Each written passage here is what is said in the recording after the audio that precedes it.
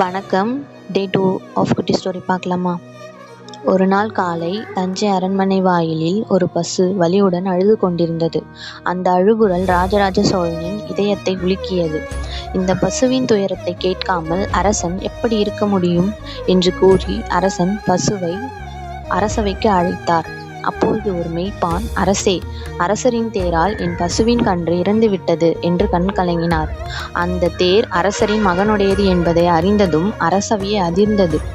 அந்த தருணத்தில் ராஜராஜ சோழன் உறுதியாக கூறினார், நீதி என்பதற்கு அரச குடும்பம் கூட விதிவிலக்கு இல்லை.